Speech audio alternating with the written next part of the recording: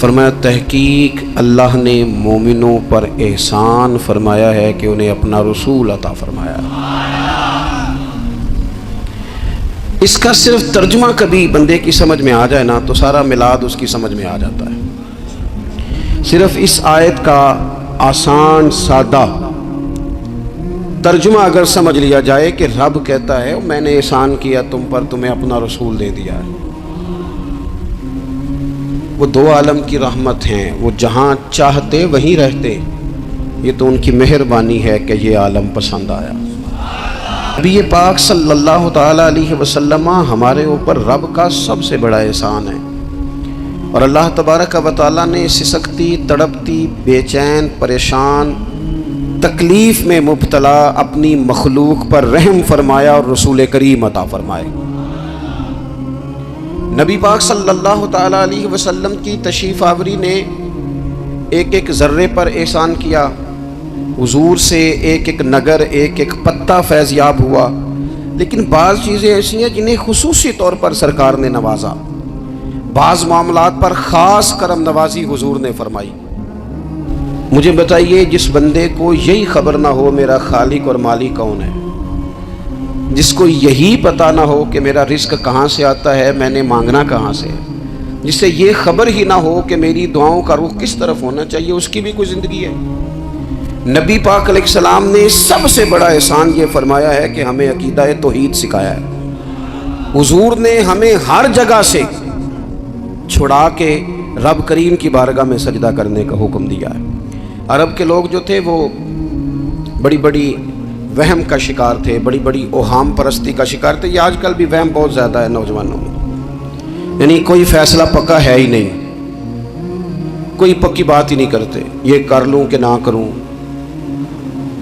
اگر آپ کہتے ہیں تو کر لیتا ہوں، ویسے اس میں فلانی کمزوری بھی ہے، اور اگر میں نے نہ کیا تو فلاں مشکل بھی ہے۔ بھئی جس بندے نے قوت فیصلہ ہی نہیں پائی، اس نے ارادہ ہی پکا نہیں کیا کہ اس نے کدھر جانا ہے، تو وہ سفر کیسے کرے گا؟ سفر تو اس بندے کا مکمل ہوتا ہے جو سفر شروع کرتا ہے۔ عرب کے لوگ بھی بڑے بڑے اوہام پرستی کا قائل تھے، وہ جب قربانیاں کرتے تھے تو ان کا گوشت لا کے کعبے کی دیواروں کے ساتھ ملا کرتے تھے، یہ قبولیت کی علامت ہے۔ سارے کپڑے اتار کے کعبے کا طواف کرتے تھے، جب احرام باندھ لیتے، حج عمرے کا ارادہ کرتے تو دروازوں سے داخل نہیں ہوتے تھے۔ وہ کہتے تھے کہ دروازے گناہگار ہیں اور ہم چونکہ اب نیک کام کر رہے ہیں لہذا اوپر سے ہو کے آئیں گے۔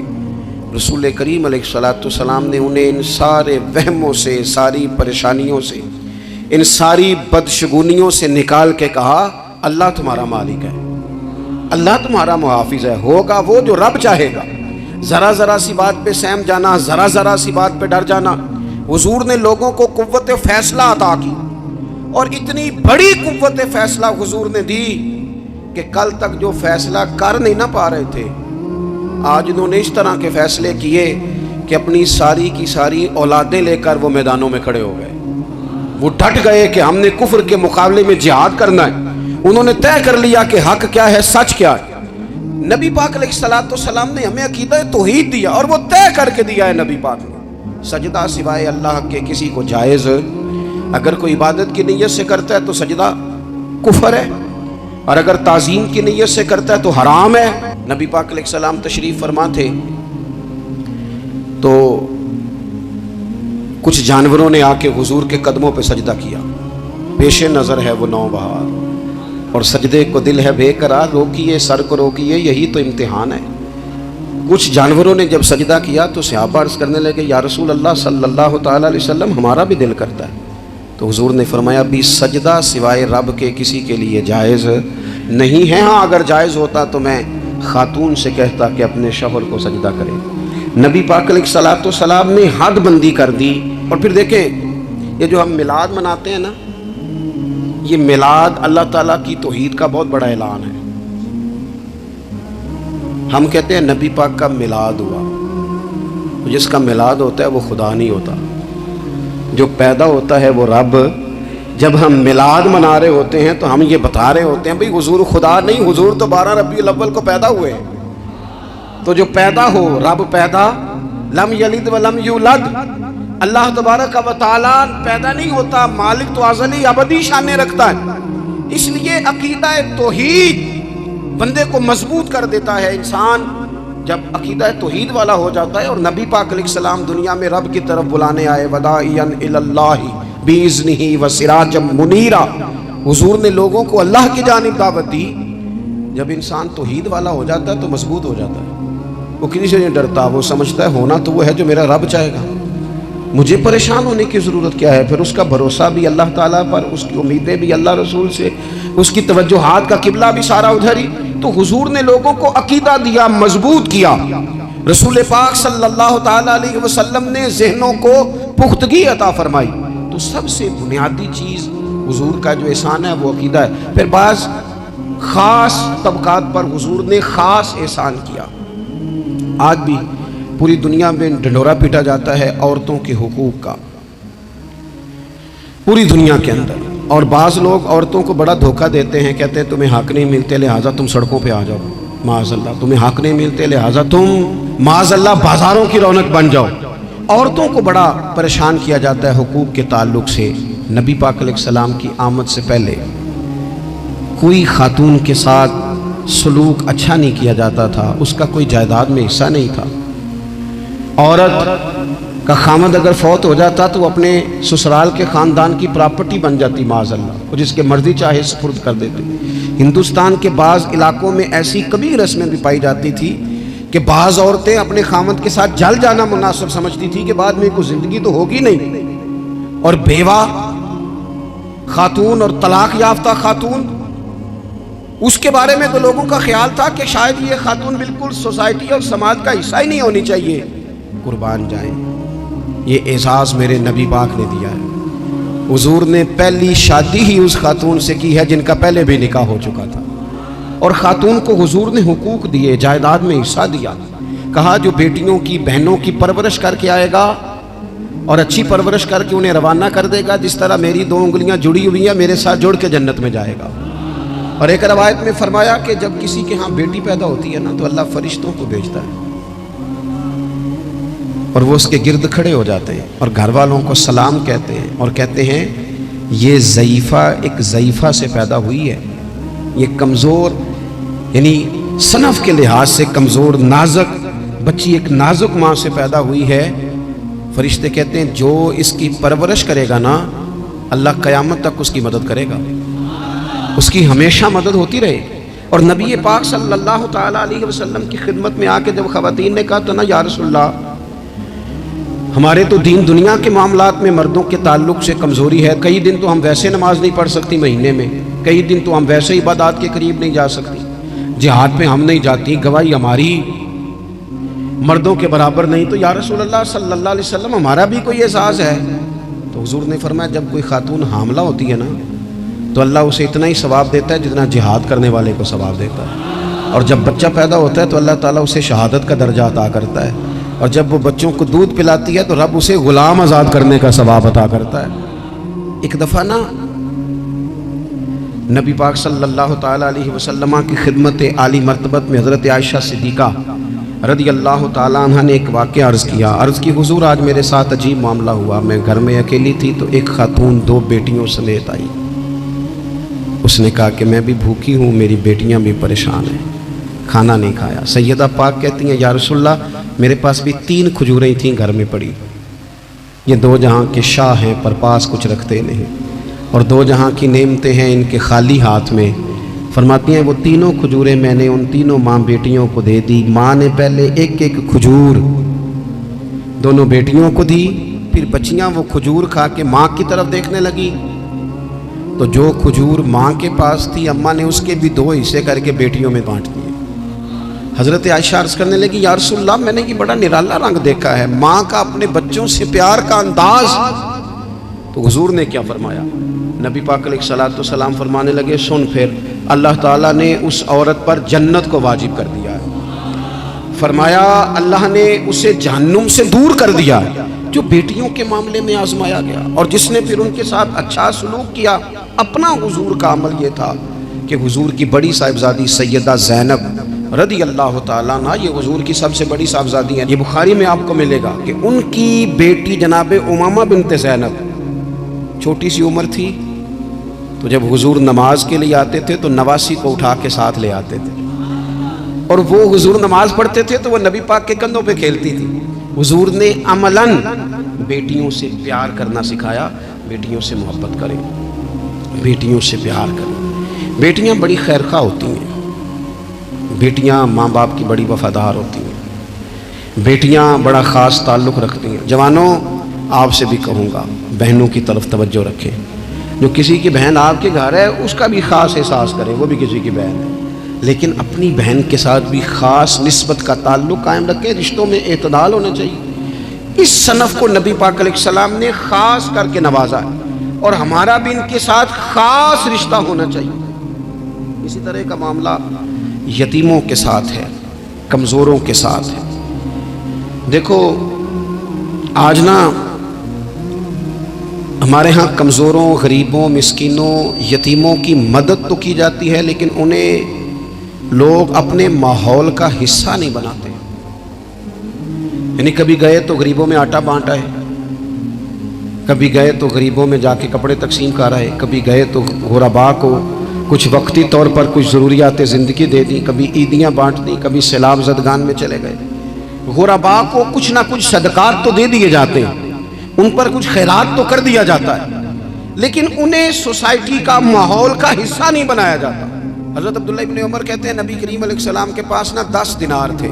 ویسے تو کائنات ہی میرے نبی کی مٹھی میں ہے, لیکن ظاہری طور پر 10 دینار تھے. حضور ایک دکان پہ گئے, 4 دینار کا حضور نے ایک جوڑا خریدا, کپڑے خریدے. وہ قمیص حضور نے پہنی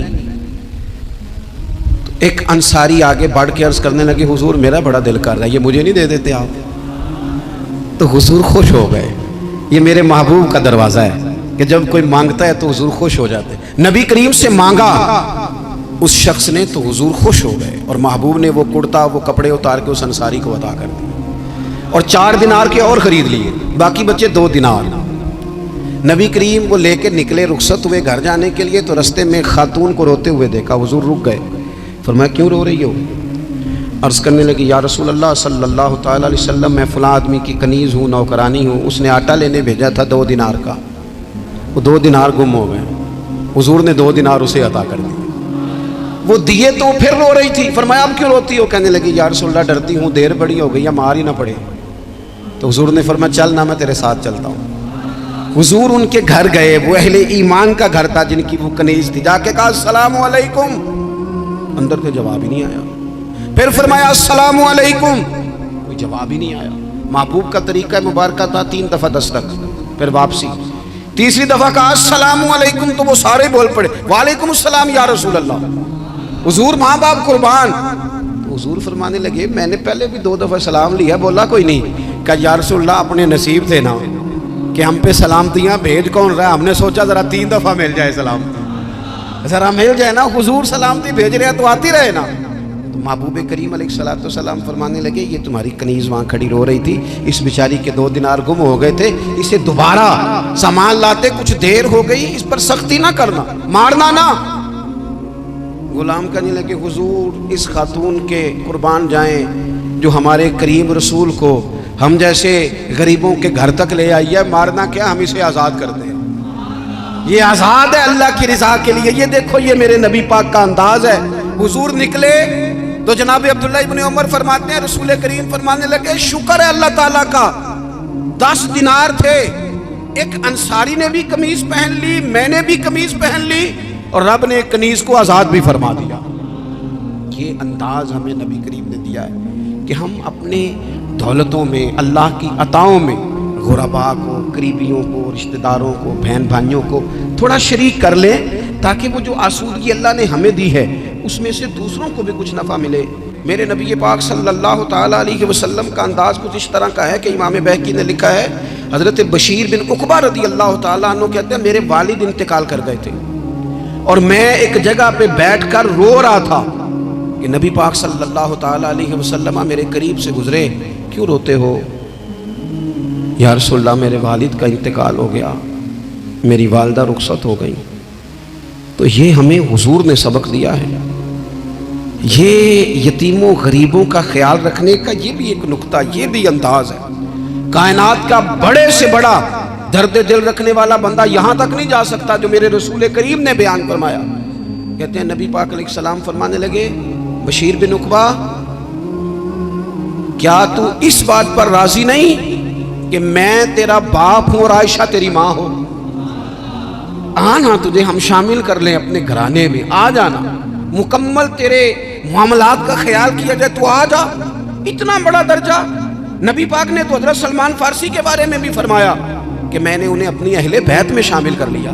رسول اللہ صلی اللہ تعالیٰ علیہ وسلم غرباء کے لیے، مساکین کے لیے، یتیموں کے لیے، ناداروں کے لیے جو خاص احسان بن کے آئے، وہ یہ والا لہجہ نہیں کہ ہم مطمئن ہو گئے کہ ٹھیک ہے ہم گئے تو تھے، اتنے پیکٹ بانٹ تو آئے، اتنا کچھ ہم نے دے تو دیا، فلانا کام کر تو لیا، اور ویسے وہ بھی کب تک کیا جب تک خبریں تیز تھیں۔ ہمارے ملک میں سیلاب آیا، میڈیا نے خبر دی، شور ہوا، لوگوں نے بڑی کوشش کی، الحمدللہ بڑے اچھے جذبات کا اظہار کیا، ڈھیر سارے لوگ وہاں گئے۔ میں آپ سے پوچھتا ہوں کہ کیا سیلاب زدگان سارے اپنے اپنے گھروں میں چلے گئے؟ ان کے گھر بن گئے؟ لیکن ہمارے جذبے کیوں ٹھنڈے ہو گئے؟ اس لیے کہ خبریں ٹھنڈی ہو گئی۔ ہم تو چلتے ہیں ٹرینڈ کے ساتھ کہ آج کل ٹرینڈ کیا ہے، اگر خبر ادھر کی ہے تو ذوق ادھر کا ہے، خبر ادھر کی ہے تو ذوق ادھر کا ہے۔ دیر پا کام کرنا اور خاص جذبات پیدا کرنا ان لوگوں کے لیے۔ حضرت سیدنا عبداللہ بن ابی اوفا رضی اللہ تعالیٰ عنہ روایت کرتے ہیں، ایک یتیم بچہ آیا تھا، اس نے عرض کی حضور میری ماں بھی بھوکی ہے اور میری ایک ہمشیرہ ہے وہ بھی بھوکی ہے، اے روٹی دا دکھ نہ پوچھو، روٹی تے بندہ کھا جاندی ہے۔ یہ جو بھوک ہوتی ہے نا، بھوک، بہت سارے لوگ نا، میں ایک شادی میں تھا تو وہاں ایک دو لوگ کھانا کھا رہے تھے، تو بعض لوگ انہیں دیکھ دیکھ کے مذاق کر رہے تھے، ویڈیو بنا رہے تھے، کہتے دیکھو کھانا ہی نہیں آتا، کیا انداز ہے، سارا ان کا منہ جو ہے وہ کھانے سے بھر گیا، ہاتھ دیکھو کہاں تک ان کے لتھڑ گئے، کیا انداز ہے۔ تو میں نے کہا تم ان کے کپڑے بھی تو دیکھو نا، انداز، بیٹھنا اٹھنا، کپڑے پہننا، یہ غریبی کا پتہ دیتے ہیں۔ بھوک جب تیز لگی ہو پھر کھانے کے آداب لوگوں کو یاد نہیں رہتے۔ غربت نے میرے بچوں کو تہذیب سکھا دی، اب وہ سہمے ہوئے رہتے ہیں، شرارت نہیں کرتے۔ وہ عزیز، ہوتا یہ ہے کہ جب انسان کو بھوک شدید لگی ہو نا، پھر اسے ڈاکٹر کی ہدایات نہیں یاد رہتی، پھر تو پیٹ کی آگ بجھانے کو لوگ دوڑتے ہیں۔ تو کہتے ہیں اس بچے نے آ کے عرض کی یا رسول اللہ صلی اللہ تعالی علیہ وسلم، ماں بھی بھوکی ہے، بہن بھی بھوکی ہے۔ حضور نے نا اسے 21 کھجوریں عطا فرمائیں، فرمایا 7 تیری، 7 تیری بہن کی، 7 تیری والدہ کی۔ اور یہ حضور نے 21 کھجوریں دی ہیں، یہ نبی پاک نے 21 دی ہیں، ہاں یہ حضور نے 21 دی، اور حضور تو اشارہ بھی کر دینا تو پھر روٹی ساری زندگی ختم نہیں ہوتی۔ وہ حضرت ابو ہریرہ کو بھی ملی تھی، فرماتے ہیں میں کئی سال کھاتا رہا، 1 کلو کھجوریں تھی پر ختم ہی نہیں ہوئی۔ 21 کھجوریں حضور نے دیں۔ حضرت معاذ بن جبل رضی اللہ تعالیٰ عنہ اٹھے اور دوڑ کے جا کے نا اس یتیم کے سر پہ ہاتھ پھیرا اور کہنے لگے پتر اللہ تجھے اپنے والد کا جانشین بنائے۔ تو حضور فرمانے لگے معاذ یہ تم نے کیا کیا؟ عرض کی حضور اس بچے کی بات سن کے میرا دل بھر آیا ہے، محبت نے انگڑائی لی ہے، تم نے یتیم کے سر پہ ہاتھ پھیرا ہے، یہ دیکھو حضور کا رشتہ۔ نبی کریم فرمانے لگے سن پھر جس نے کسی یتیم کے سر پر محبت سے ہاتھ ہی پھیر دیا نا، تو اللہ ہر بال کے بدلے اسے ایک نیکی بھی عطا کرے گا، ایک گناہ بھی معاف کرے گا، اور ایک درجہ بھی بلند فرمائے گا۔ چلو ہاتھ ہی پھیر دیا، تو نے کچھ تو کیا یتیم کے ساتھ، تیرا کوئی تو اس سے رشتہ ہوا۔ اور تیسرا طبقہ ہے غلاموں کا، مسکینوں کا، غریبوں کا۔ میں اور آپ اس ملک میں رہتے ہیں جہاں کچھ لوگوں کو کھانا بھی نہیں وقت پہ ملتا، اور کچھ لوگ 5 لاکھ روپیہ گاڑی کا اس لیے اضافی دے دیتے ہیں کہ مجھے ذرا نا نیو ماڈل جلدی چاہیے۔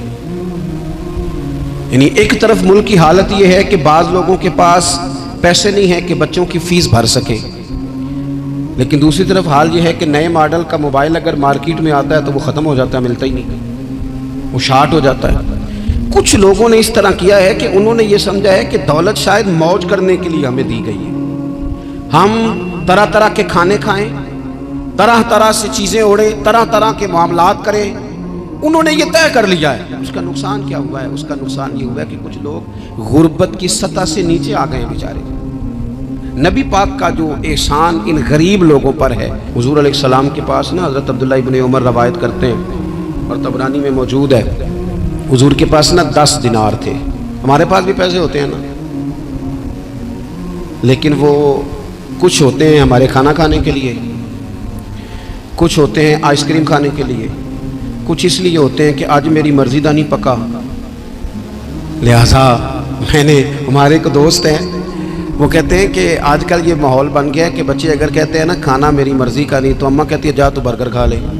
کہتے ہیں ہمارے دور میں یوں نہیں ہوتا تھا. اگر ہم کہتے تھے نا کھانا میری مرضی کا نہیں, تو پھر ہمیں ڈبل چیز کھانے کو ملتی تھی, ایک مار بھی کھانا پڑتی تھی اور وہ کھانا بھی کھانا پڑتا تھا. اور پھر کچھ پیسہ لوگوں نے صرف اس لیے سنبھال کے رکھا ہوا ہے کہ جو اضافی چیزیں ہیں نا, اضافی, میرا ویسے تجربہ نہیں ہے اور نہ میں نے زیادہ گہرائی سے دیکھا ہے, بس مجھے بتایا گیا ہے, وہ پتہ نہیں اب بات درست ہے کہ نہیں, مجھے بتایا گیا ہے کہ پہلے لڑکیاں بیوٹی پارلر جاتی تھی, اب سنا لڑکے بھی جاتے ہیں. اب خدا جانے یہ بات سچ ہے کہ غلط ہے. یہ جو اضافی اخراجات ہیں نا, یہ اگر ہم تھوڑے سمیٹ لیں, یعنی مولا علی شیر خدا کرم اللہ تعالی وجہہ الکریم مزدوری کر کے نکلے تو 2 کلو کھجوریں تھیں. حضور بس فرمانے لگے 1 کلو میرے بچے کھائیں گے اور کلو مدینے کے غریب بچے کھائیں گے. یعنی کل 2 کلو ظاہری طور پر کھجوریں ہیں, اس میں بھی دوسروں کا حصہ. ہمارے پاس جو مال آتا ہے اگر تھوڑا سا نا ہم اسے یہ نہ سمجھ لیں کہ میرا ہی حق ہے, کسی کو اس میں سے ایک لقمہ بھی نہیں ملنا چاہیے. اگر ہم تھوڑا سا نا دل کشادہ کریں تو 3 لوگوں کا کھانا 4 بھی کھا سکتے ہیں, 4 کا کھانا 5 بھی کھا سکتے ہیں, 6 کا کھانا 7 کا کھانا 10 بھی کھا سکتے ہیں. شرط یہ ہے کہ دل کشادہ ہو. دل دریات سمندروں ڈونگے کون دلاں دیا جانے, تھوڑی سی نا کشادگی پیدا کی جائے. اور ایک بات آخر میں آپ کی خدمت میں یہ عرض کرنی ہے کہ جو زیر دست لوگ ہوتے ہیں نا, غلام, ملازم, نوکر, آپ اپنی زندگی کے مسائل دیکھ لیں. جن لوگوں کے پاس لاکھوں آتا ہے, کبھی ہزاروں آنے لگ جائے تو پریشان ہو جاتے ہیں, تو جن کے پاس صرف سینکڑوں ہوتے ہیں. تو ایسا تو نہیں کہ آپ ہی ٹینشن میں ہیں اور آپ ہی کو غصہ آتا ہے, وہ بیچارہ کبھی نوکر بھی تو ٹینشن میں ہو سکتا ہے نا, ملازم کو بھی تو کبھی ٹینشن ہوتی ہے نا, اس کے ساتھ بھی تو مسائل وابستہ ہے نا. حضرت سیدنا ابو مسعود انصاری رضی اللہ تعالیٰ عنہ بیان کرتے ہیں کہ مجھے اپنے غلام پہ غصہ آیا تو میں اسے مار رہا تھا, نبی کریم تشریف لے آئے, حضور نے ایک جملہ کہا تو میں رو پڑا. حضور فرمانے لگے جتنا اختیار تجھے اس پر حاصل ہے نا, اس سے کہیں بڑھ کر رب کو تیرے اوپر اختیار حاصل ہے, لہٰذا اللہ سے ڈر, اس کے معاملے میں اللہ سے ڈر. اور پھر حضور تو صرف غلام نہیں, جانوروں کے حق تک کا خیال فرماتے. ایک جگہ تشریف لے گئے تو اونٹ آپ کے پیروں پہ سر رکھ کے رویا. نبی کریم نے اس کی پشت پہ ہاتھ پھیرا, فرمایا اس کے مالک کو بلاؤ نا. جب وہ آیا تو کیا ارشاد فرمایا, فرمایا تو اس کے معاملے میں اللہ سے نہیں ڈرتا, اس نے شکایت کی ہے کہ تو اس کی طاقت سے زیادہ بوجھ ڈالتا ہے, چارہ اور پانی بھی وقت پر نہیں دیتا. یہ حضور کے احسانات ہیں, ہمیں ان احسانات کا خاص خیال رکھنا چاہیے. اور یہ جو ایام ہے عید میلاد النبی کے, ان ایام میں بالخصوص ہمیں غریبوں کے ساتھ, یتیموں کے ساتھ, بیواؤں کے ساتھ, مساکین کے ساتھ, لاچاروں کے ساتھ اس لحاظ سے زیادہ مدد کرنی چاہیے کہ میرے رسول پاک انہی کے لیے تو زیادہ رحمت بن کے آئے, انہی کا تو محبوب نے خیال زیادہ فرمایا, انہی کے بارے میں تو ہمیں تلقین زیادہ فرمائی. وہ اپنے پرائے کا غم کھانے والا, مرادیں غریبوں کی بھر لانے والا, مصیبت میں غیروں کے کام آنے والا, وہ نبیوں میں رحمت لقب پانے والا. تو نبی پاک علیہ السلام کے غلاموں, یہ ہمیں سیکھنا ہے, اس پر ہمیں عمل کرنا ہے. اللہ کریم کی بارگاہ میں دعا ہے اللہ ہماری حاضری کو قبول فرمائے. آخر دعوانا ان الحمدللہ.